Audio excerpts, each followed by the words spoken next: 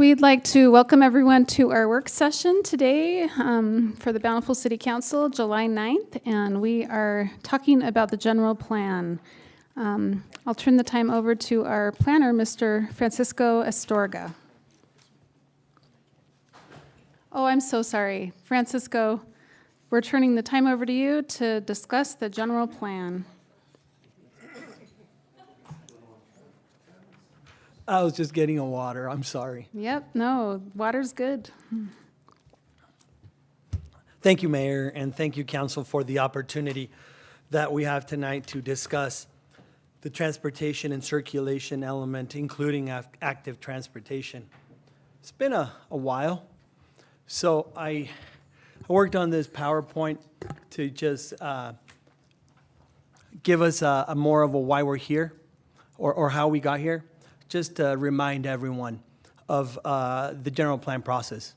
If you don't mind, it's a quick presentation, and then we'll jump into what we published on the packet, if that's okay. So, I did want to start at the very beginning into why we're doing this, and this is word for word copied from state code. The general plan which is required. To accomplish the purpose of this chapter, a municipality shall prepare and adopt a comprehensive long-range general plan for present and future needs of the city and for growth and development. The key words that jump out to me are comprehensive, long-range general plan. I'm not going to get into the more specifics as to required elements that we have to have, but I do want to I want to remind you of these key words that we have to have. In looking at some of the other staff reports that we've prepared, not just for you, but also for the steering committee, for the planning commission, for all of our many outreach events, we've chosen to go over these specific statements. They're just 3 quick sentences. It talks about, again, keywords that point out general plan is advisory document, and that is directly from the state code.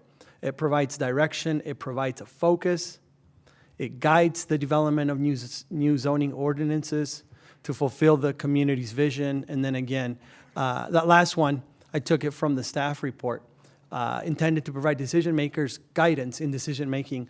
And I think that, even though I wrote that last statement myself, I think that I should have further indicated that it's not just you that it provides guidance, but also the community.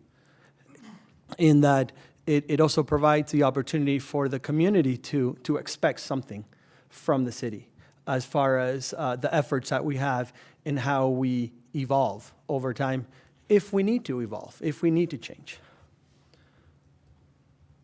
The 4 minimum required elements of the general plan, these are directly from state code: land use, transportation and circulation, moderate income housing, and then water use and preservation. What we're discussing here tonight is the transportation and traffic circulation element.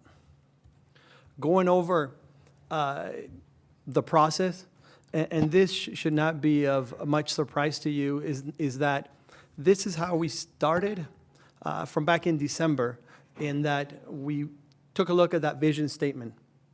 We refined that. Then we went and looked at the guiding principles that, I'll compare it to peeling the onion here. We're going to the next layer here as we're getting deeper and deeper, and we define those guiding principles that we're taking originally from that vision statement. The goals that we formulated, again, they came from all of those guiding principles that we looked at.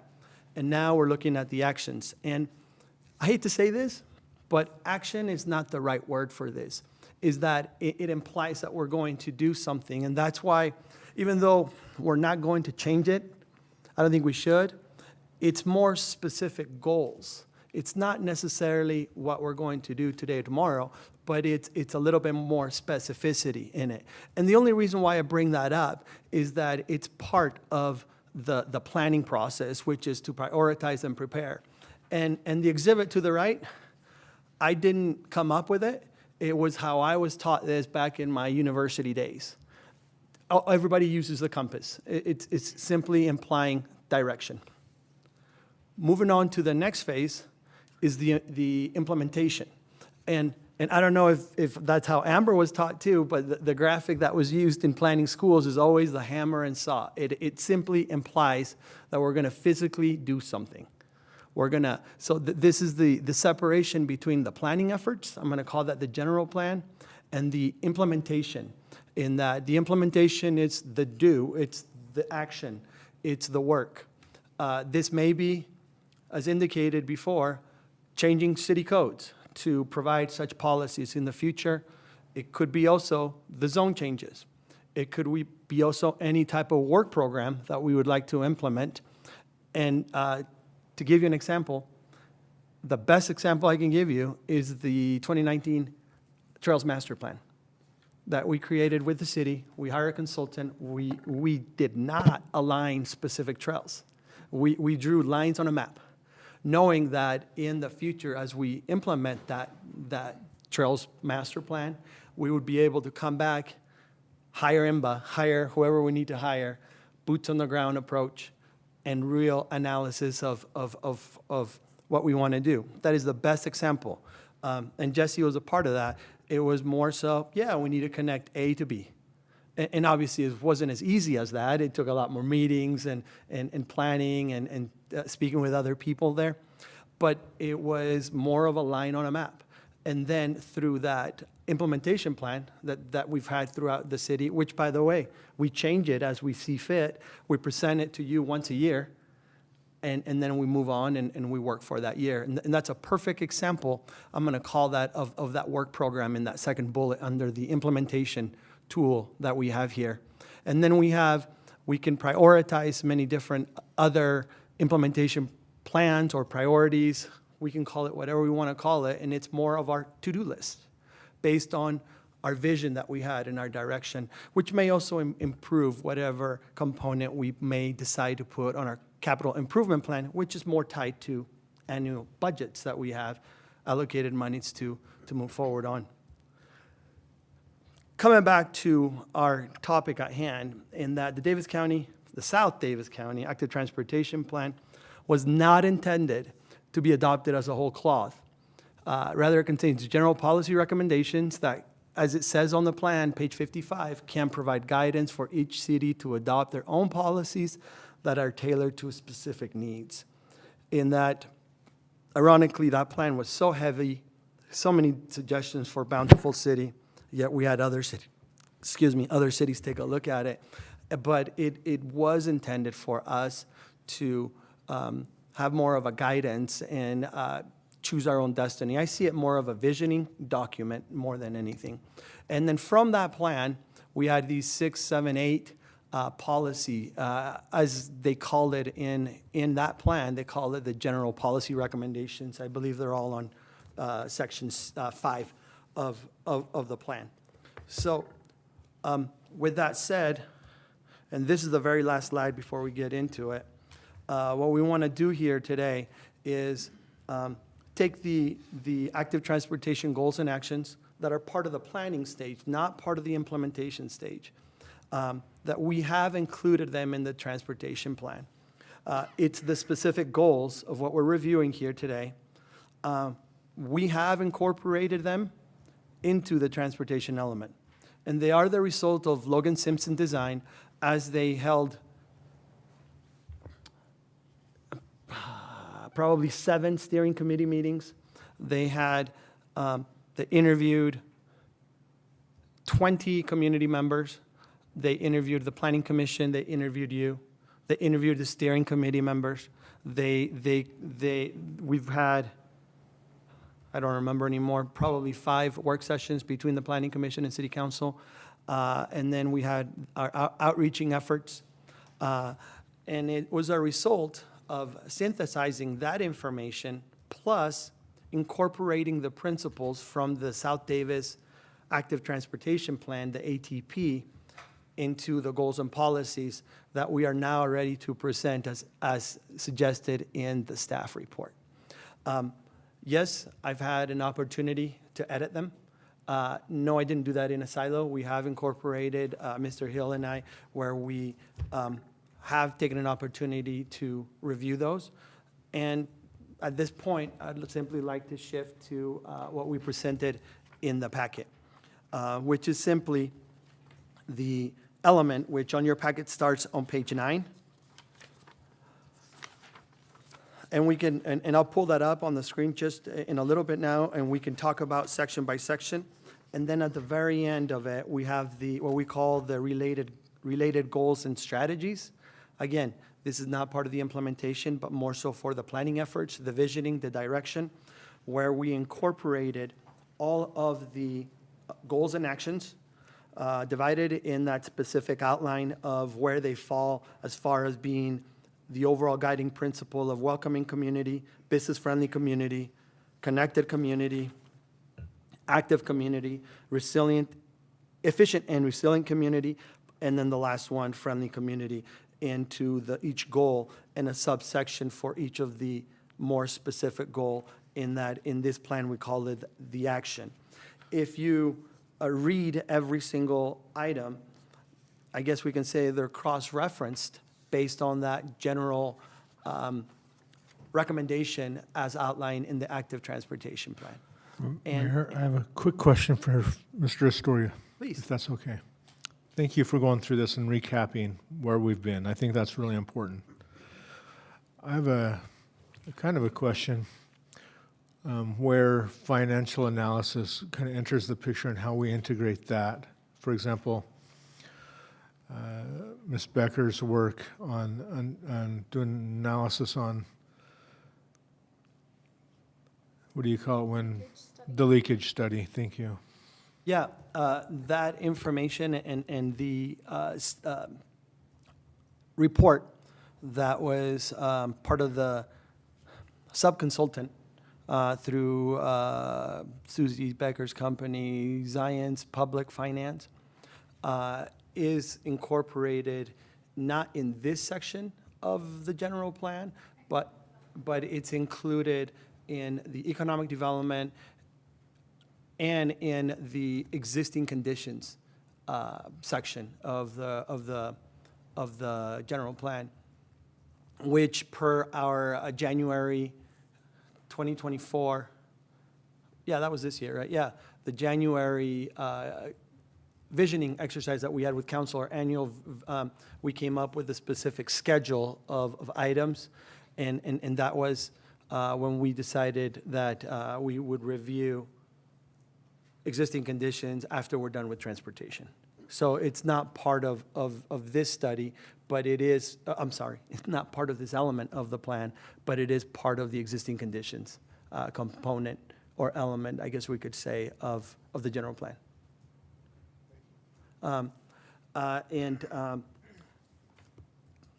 To be honest, based on the built-out status of the city, there aren't many goals that we can allocate regarding vehicular transportation alone. And while you may decide as a council to have it be a completely separate component, and we could accommodate that, it's going to make the transportation, or at least the vehicular part, extremely short of an element in the plan, based on where we're at, based on specific goals that we have within the city. No, we're not perfect. Bountiful can improve, but we are not planning new roads through people's private property. And that's what some of our friends down at the south end of the valley or up in Weber County are often doing, and that's why it's a little bit more heavily on the vehicular transportation.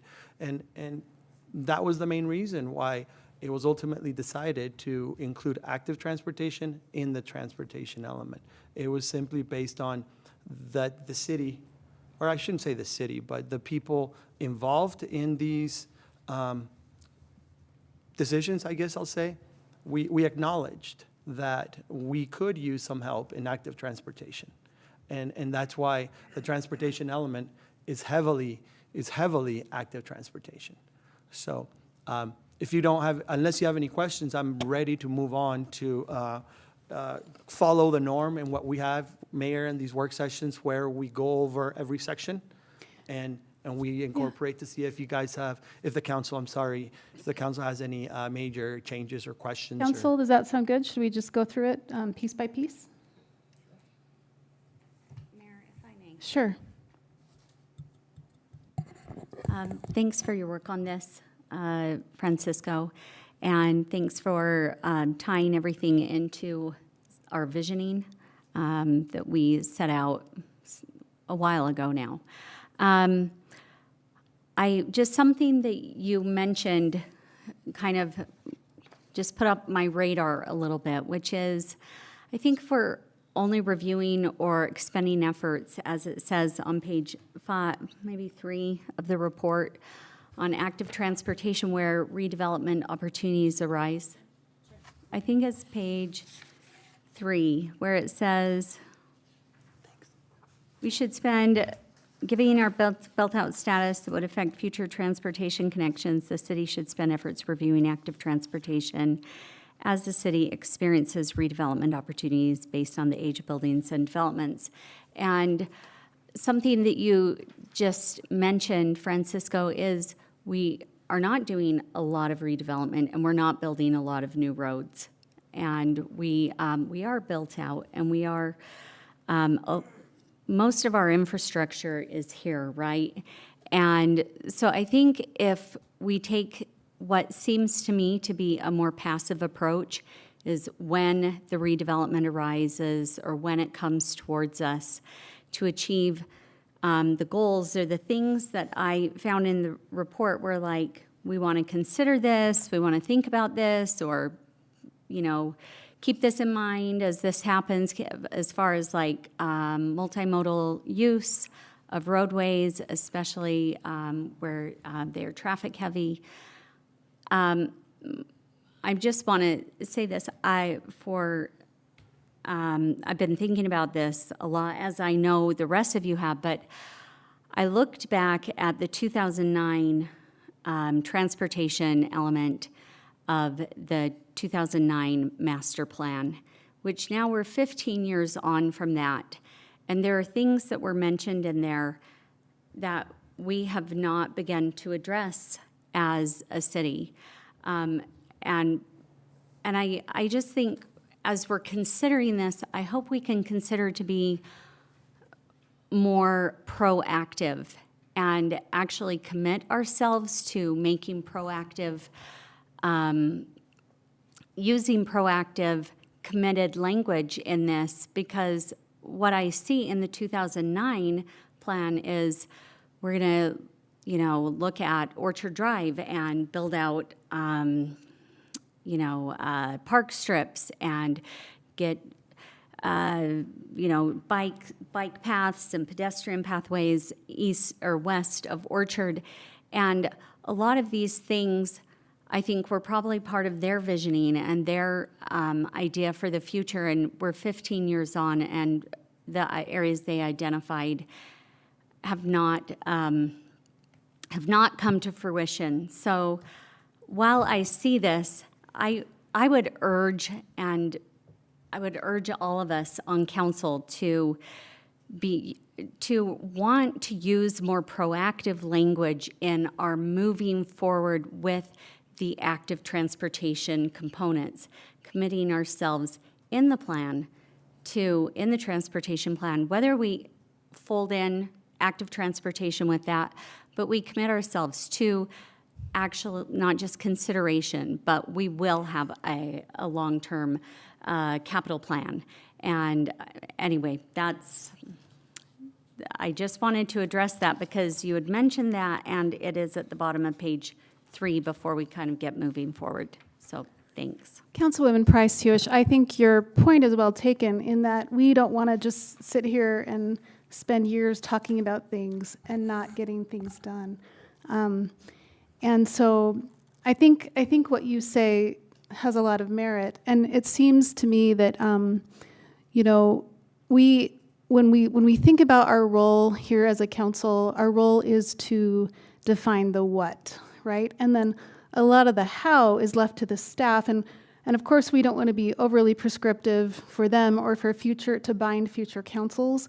But when we come up with the what, then we hope that some of it will materialize. We hope that we can see the fruits of our work and our discussions and our visioning. And so, as a body that determines the what, we want to have hope that some of those things will come to pass.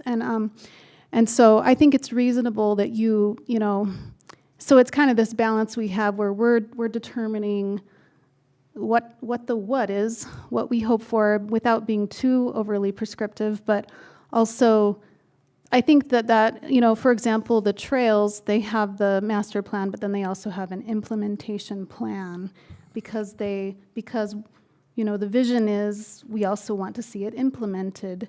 And so I think that there are things that we can talk about as we talk through the principles here and hopefully come to some consensus on a council of which things are principles that we can all get behind, that we want to definitely send, messaging that like this is so important to us that we want to make sure this gets done, as opposed to this is just pie in the sky, imagining. So I respect what you're saying. I mean, we're here for a reason. We want to get things done, and then also it's we want to walk that fine line between being overly directive. So anyway, I don't know. Any other thoughts before we start? I appreciate what you're saying. Any other thoughts before we start going through the document? I've got a thought, if I could, Mayor. Please. And they're rare, so maybe I should share it while it's here. Sometimes doing nothing is what the public wants us to do. And sometimes budget considerations, which are impactful to residents every day of the year, all of our residents, should be a priority in the implementation or in the planning of these projects. I totally agree. Yeah. You said, Mayor, that we don't want to just have things on the page that are pie in the sky, that the council never gets anything done on. I think it's good to have visions that we see happening at some point.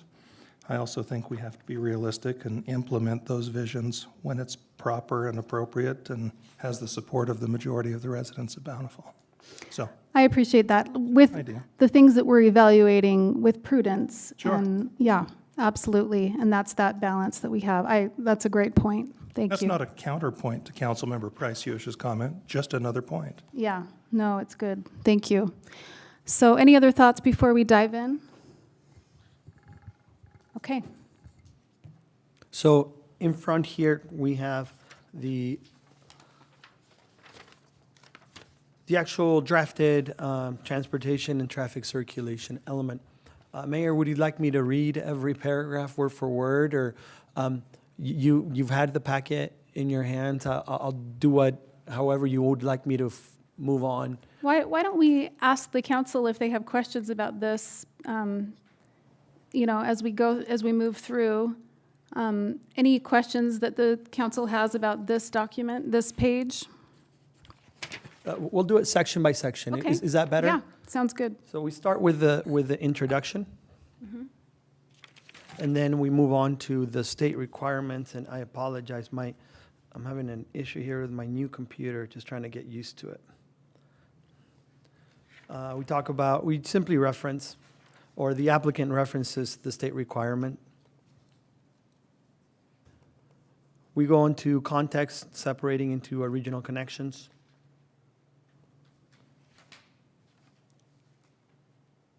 Connectivity, and then public transportation. I had a question about public transportation. Do we know the current status of the BRT plan? Yes. There's a meeting that I'm scheduled to attend later this month. It's just a coordinating meeting with UTA. I saw it on a specific timeline not too long ago, where it did have an end goal of 2027. I'd have to go back and take a look at what document I was looking at, and I don't have the steps that get us there. But we are still looking at the Salt Lake City, Davis County connector. So from all the indications are that you've heard, it's a go. It's in the plan, and it's planned for 2027. Yeah, based on the specific steps that UTA has to take with FTA and finalizing all the different studies. I could, and as far as timing, that's all I have. I can report back once I have more information. Sure, thank you. And I know, again, that's kind of a digression because we're not really the body that implements that, but just wanted to see if you had information. Thank you. And UTA has been gracious enough to work with us and let us know whenever we need to meet with them to provide recommendations regarding bus stops and accommodations and or changes to our efforts. Lloyd, I don't think you've heard anything else, or even Gary, if you've heard anything else. Sometimes they reach out to one of us at any given point, but There really isn't much substance to the last contact I had with them. They sent over some bus stop plans for review, and those bus stops will be part of the BRT project, but yeah, that's about the most activity I've seen. Thanks. Any other questions on that, on the public transportation piece? Okay, Mayor, if I may, sure. I just want to point out that, it's mentioned on this first page that Francisco is referencing. Are we on page 11? No. 9, Oh, 10. 10 now. okay. I've torn apart okay.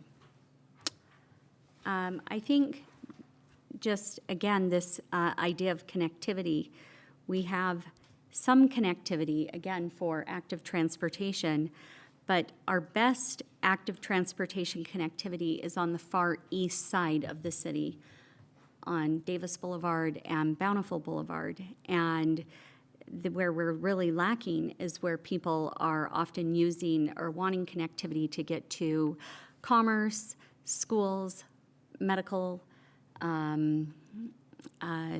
using the transportation that we've just been discussing. Our transportation routes exist primarily, west of these are where our painted lines are for active transportation right now. And we have 5 miles of painted lines and really no built structure, but 5 miles of painted lines. And I'm not sure that we included Bountiful Boulevard, the painted lines in that 5 miles. So it might be a little bit more.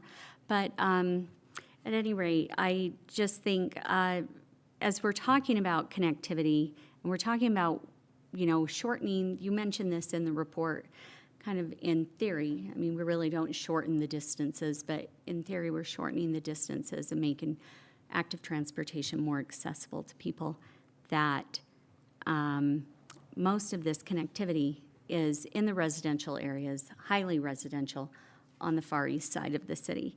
So hopefully, we'll keep that in mind. And again, just as I was looking, well, I guess that's all we need. If we are talking about this connected community, hopefully, again, we can harken back to the active transportation plan, which highlighted as top priority Orchard Boulevard, Orchard Lane, Orchard Drive. Wow, okay, Orchard Drive, and the 2009 master plan.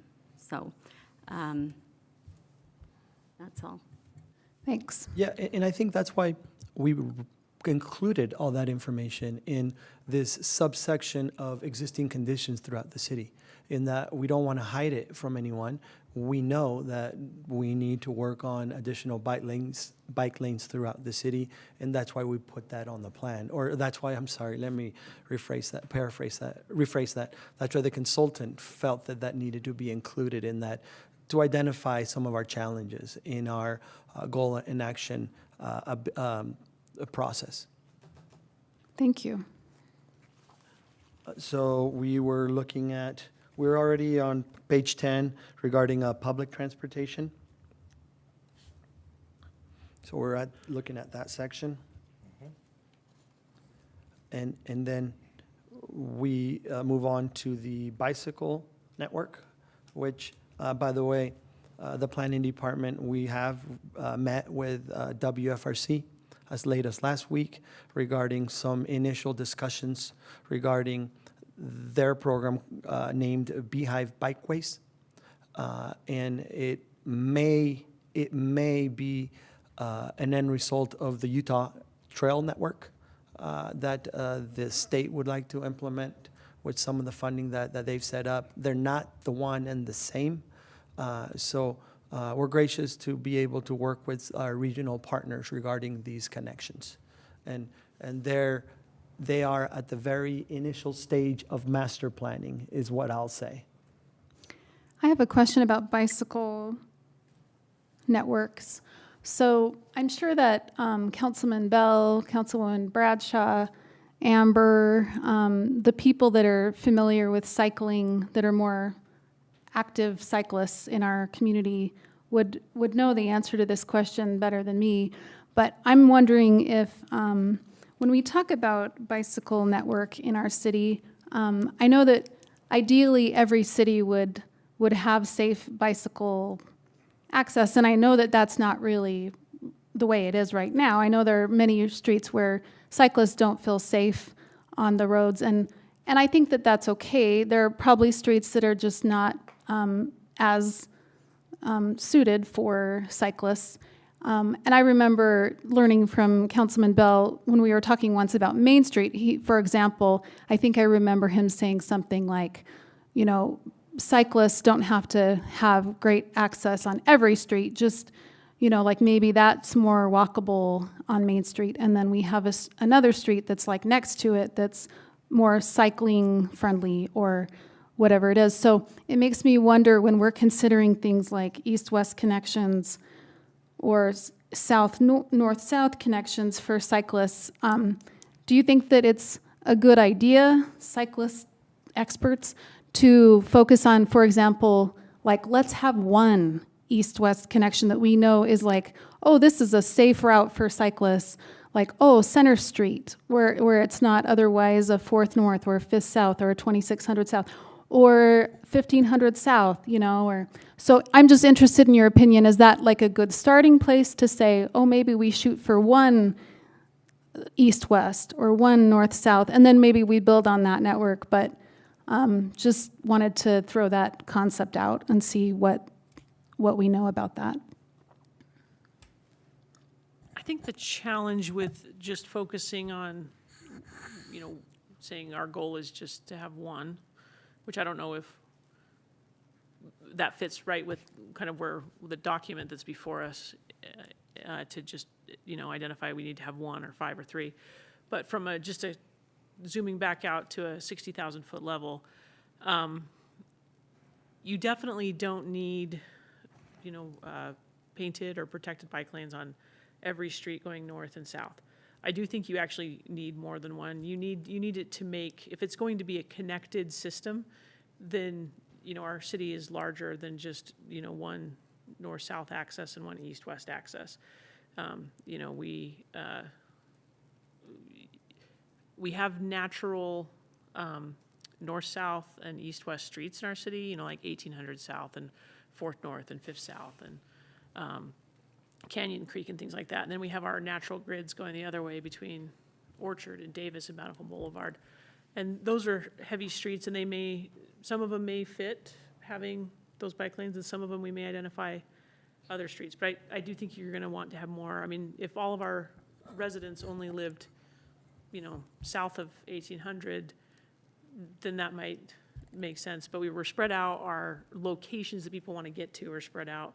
And so picking options for safe corridors at some reasonable intervals as you go north, south, and east, west, I think would make more sense. Yeah, that's Bikers really have naturally selected some of those. I mean, I have favorite routes when I'm riding to avoid the streets I feel less safe on, with streets that I've decided I feel more safe on.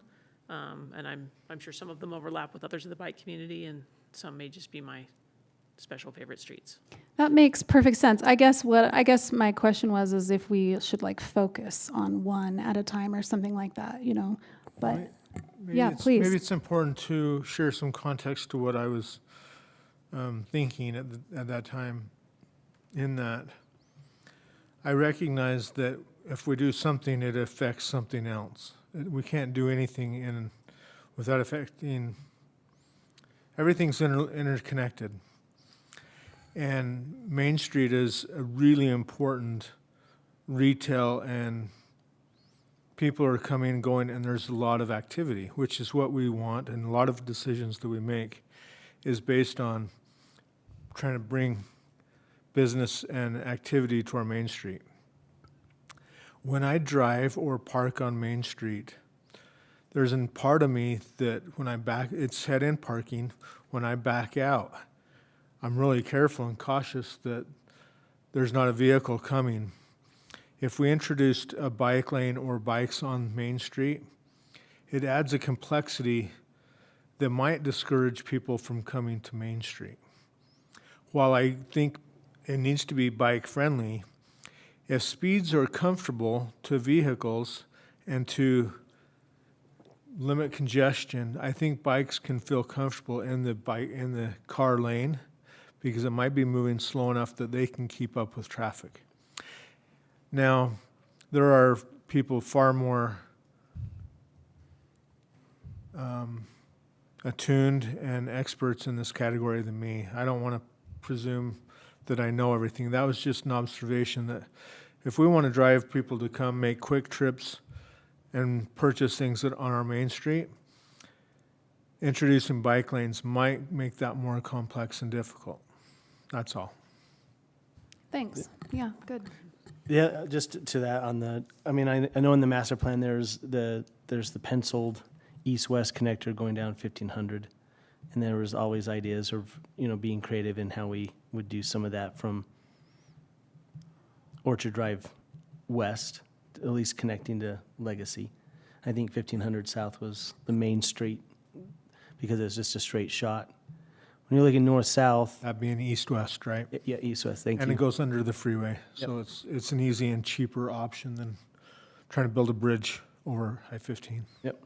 And then the north-south stuff, I know it's just going on Orchard on Saturday mornings or that you see it's already there's two main streets that I see that are more natural for the long haul, and that's Orchard, being able to connect to North Salt Lake easily, that then connects to some other trails that they have on the urban side, and then that has a connection into Centerville.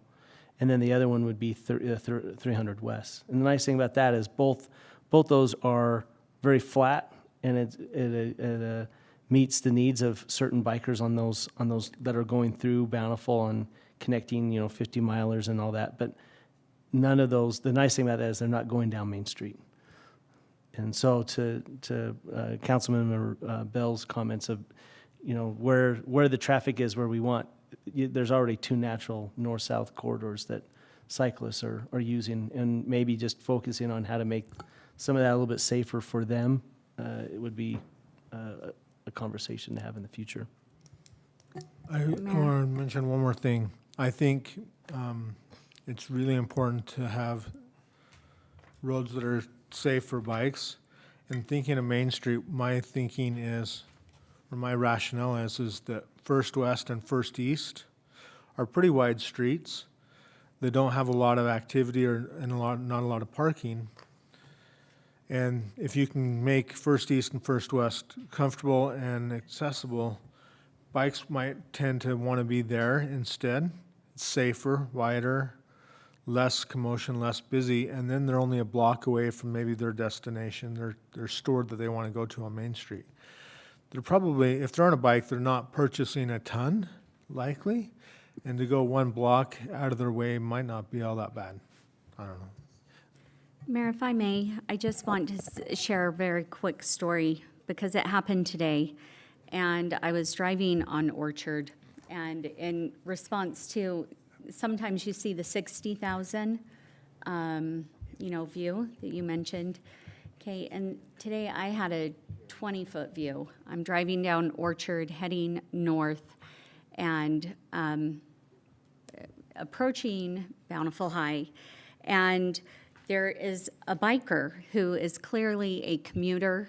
She had panniers, she's riding her bike, and it's a garbage day, so the sidewalk is just completely full with garbage cans. It's a very narrow sidewalk there on the east side, and she stopped. She was not close to a driveway, and she looked both ways, popped down in the street, and then a car turned on to Orchard Drive, and this woman was in a mad scurry to get back, because there is no space for a biker right now there.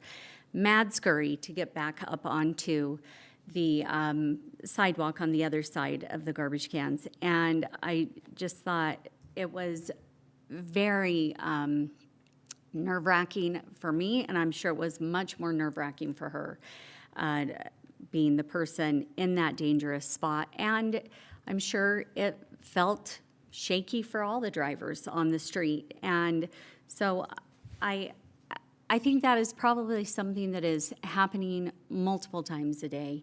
And when I look around and where I see walkers, where I see bikers, I see them on Orchard Drive, I see them on main thoroughfares, but a lot on Orchard Drive because of the proximity to schools and medical and transportation and commerce, and it does connect, it kind of serves as a connector along with 200 West between big commercial areas.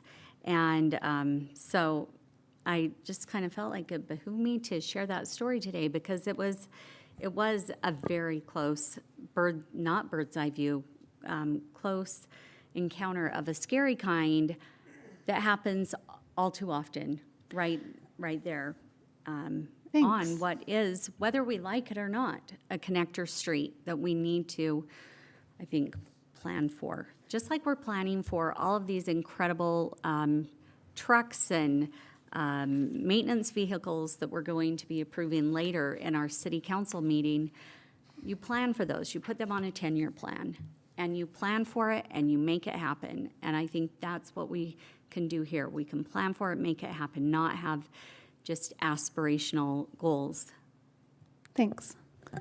Maybe Gary? I'd like to just say I largely agree with all the things Councilwoman Precious mentioned on Orchard Drive.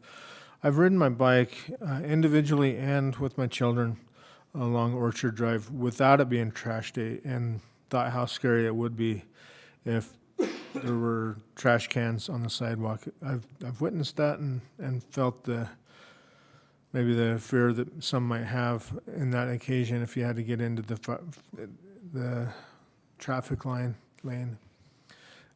It is something to consider as we're thinking long-term and how we balance all the needs, for sure.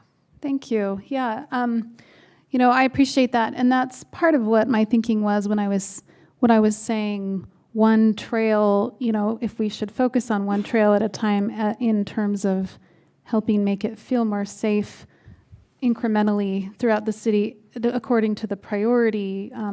And I can't remember, it's been too long since I've looked at the master trail plan to see if that's kind of the implementation plan, to see if that is part of what is proposed.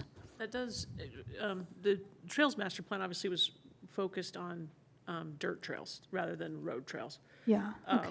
But the staff in kind of part 2 of that effort did a great job with the implementation plan of then looking at the master plan and assessing a number of factors. What would fit in the budget?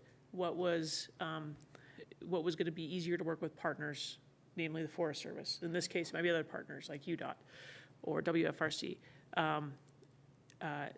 Where you could get the most improvements. Mueller Park downhill would offer tremendous safety improvements over a trail somewhere else for the whole community. And so they took all of those factors and then helped prioritize the implementation plan, and that's where we saw then those phases that they started working through.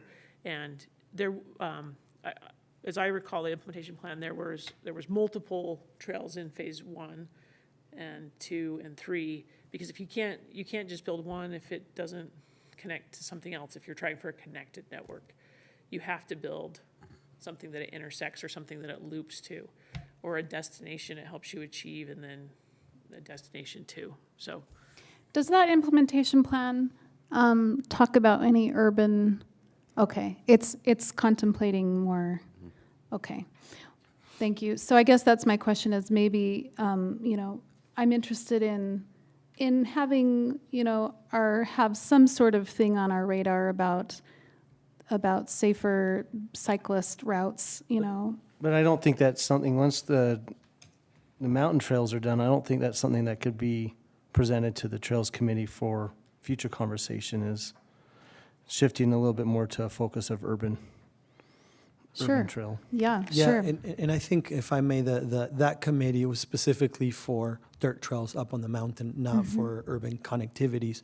But I think what Councilwoman Bradshaw is indicating is that this was based on this plan, which, by the way, thank you for the segue from bicycle to trails on our drafted element here, and that this here, which is the map on the right, on the top right, was the work that then was able to be provided to IMBA as they got more specific, which then we were able to participate and get the $500,000 grant through UORG. And that's why I brought that as the perfect example of planning and visioning, and then moving on to implementation and doing. And this is the model that we are proposing, that it works for our city, given our current resources, and we're able to follow through based on council priorities. And it worked out beautifully. And I think that it is the same recipe that we could incorporate for further UDOT funding, UTA funding, or other opportunities by having the vision in place, and that's why we're going. That's a reason why we're going through this exercise. Thank you. Yeah. Gary, I'm sorry, a few minutes ago, there was a point. Did you? Nah. Okay. Could I ask Gary a question? Sure. So this, I think, predates your time coming to Bountiful. I'm not totally sure. And maybe a lot of people in the city who are here as department chairs or heads. But again, looking back to the 2009 master plan and looking at the transportation component of it, there are 12 issues set, or 10, and they are very much kind of along the same lines as what Francisco has set forth. They're just titled different. You have guiding principles, goals, and actions, and they had issues, goals, and policy. And I'm wondering, and maybe even Richard has some context here, but again, just looking at the active transportation parts, the issues that relate to active transportation, those have not come around. Those were not addressed in the way that they are laid out in the 2009 general plan as far as issue, goal, and policy. Does anyone know, when we're talking about this idea of implementation plan, that sounds great, but why wasn't there an implementation plan on these very robust and specific goals or issues, goals and policies that were set forth in the 2009? Does anyone know why those were not addressed or implemented? I think that the city went through the process. Maybe I can answer that one, if that's okay. I think the short answer is they weren't a priority to the council. They were aspirational and good ideas, but compared to the other priorities and resources, they didn't rise to the level of being as important as other things. Had they been, I'm sure the city would have allocated resources to do them. Richard was on the council at the time, and Richard and Ken, not in 2009, but I guess shortly after that. 11. And sort of in the implementation phase. But that's really the answer is general plans are aspirational, they're plans, and they have to still meet reality of other priorities. And when state mandates come in, or infrastructure fails, or you have opportunities, for example, to buy Creekside Park and do that. Those other things just became higher priorities. I might also share, I picture the needs of the city are ever evolving and ever changing, and just like ourselves or our families are always evolving, and we're never done trying to change or increase or do better. We're always trying to improve, and I don't know that there's ever a point in Bountiful that we're going to say, oh, we're done. We've done a good job, and we're not going to need to do anything further. There's always going to be room for improvement. Mayor, if I could make one comment, going back to the bicycle section. Sure. Contrary to Mr. Astorga trying to push me into the trails section against my will. I will say that I don't have a lot of interest in reducing the carrying capacity of Orchard Drive for car traffic in order to increase its acceptability as a bicycle path, when we could have other connected lanes on Main Street or elsewhere that could be safely negotiated by bicycle and leave the carrying capacity of the commuter routes alone. So I'm not interested in reducing its carrying capacity as a social engineering tool to force people to do other things. I think people have the right to choose what they want to do, and I think that it's our responsibility to provide a reasonable approach, a reasonable alternative to all folks who want to use our roadways. I think it's woefully insufficient for us to only have 5 miles of marked bicycle lanes. 100 West is a great street to bike on and walk on if you don't mind having a dead end at each end. It doesn't connect to anything except the Smith's parking lot. So anyway, I guess the junior high on the north as well. I think we can do better there, but as far as aspirational goals are concerned, I'm not interested in reducing our commuter carrying capacity on one of our most important commuter routes in Bountiful. You just think it's not well suited for bicycles, but you would like to see other streets become Exactly. better suited for Exactly. cyclists. That makes sense. And that was going to be the nature of my comment, I guess, since we've come back to that, is we have a couple of things we have to remember about Bountiful. One is we are a bedroom community. We, by virtue of where we are located compared to Salt Lake City, we will always be a bedroom community, and people will need cars to get to where jobs are. We're never going to change that unless we just probably will never change that. And so we do have to maintain a certain amount of carrying capacity between homes and where jobs are, which are not in our community. Orchard Drive was built specifically as one of those arterials to alleviate traffic problems on other streets. And so, as I think Councilman Bell said very well, we have to be cognizant that any changes we make are going to have impacts. The impact of reducing, the travel lanes on Orchard Drive is that we are going to put that traffic other places and frustrate people who are trying to get through town. That may be a desirable outcome, but that will be an outcome of Orchard Drive. So I think that the question of what I'm hearing consensus from on the council is there is a desire to have multiple east-west and north-south connectivity, multimodal connectivity. Where there isn't consensus is where that is. And that's what needs to take place in sort of the implementation phase. But you'll notice that the general plan does specifically, staff's recommendation is specifically that we don't include saying Orchard Drive will become a multimodal connectivity reason for these reasons. I think the principle is that we're hearing, yeah, we want more bike lanes, north, south, and east, west. But where those go isn't necessarily the work of the general plan. That's the next phase.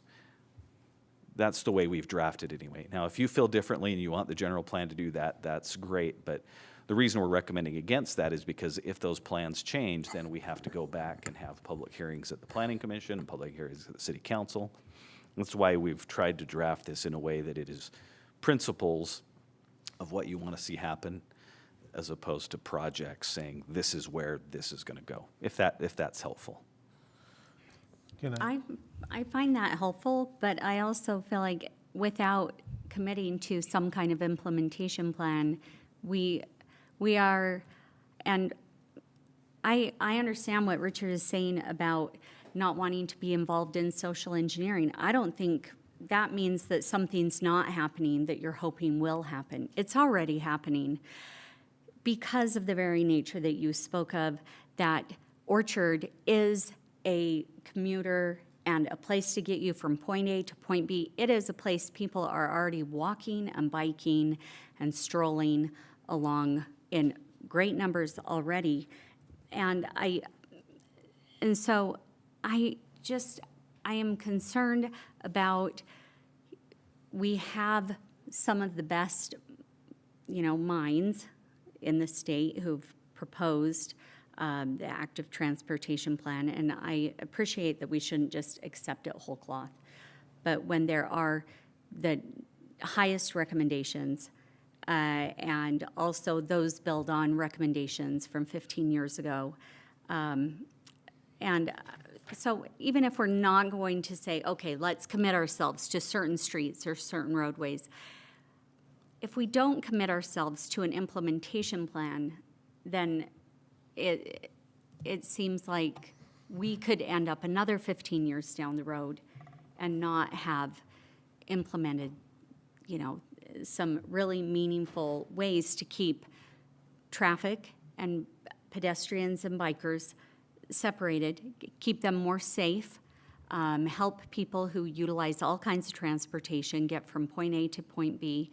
And what all, data and research shows is just more and more people will be using their feet and their legs to get places other than in a car. And granted, cars are still the primary way, but I hope the implementation can then be not just, well, we'll get around to it if we're not dealing with other crises or emergencies or big opportunities.